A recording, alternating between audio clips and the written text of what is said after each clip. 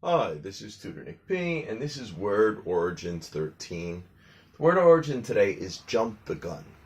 Okay, let's take a look at the note here.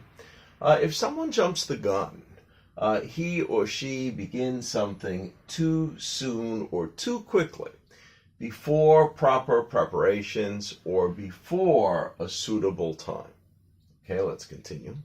The origin of this phrase is derived directly from track and field races.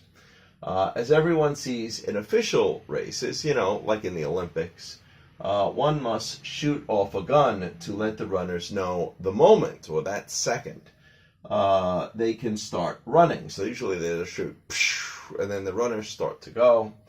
If a runner tries to start before the shot, he or she has jumped the gun. So that's where the phrase actually comes from. Because they shoot off the gun to let the runners know.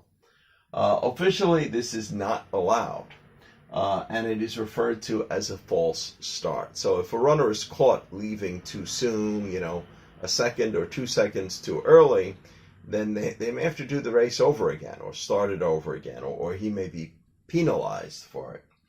All right, let's continue. Let's look at the examples here. Example number 1. Don't jump the gun. We need to wait for the approval of the boss before we can begin this project. Okay. Or number 2 here. You have only been dating Jane for 3 months.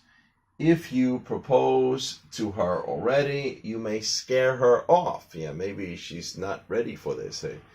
They've only known each other a short time. Don't jump the gun. She's not ready to commit. So this is how we use it a lot. We tell somebody, don't do this too soon. Don't do it too early. And you should let the relationship have time to develop deeper or in a natural way. So we often tell somebody, don't jump the gun. This is too early. This is too soon. Wait, give it more time. Okay. Anyway, I hope you got it. I hope it's clear. Thank you for your time. Bye-bye.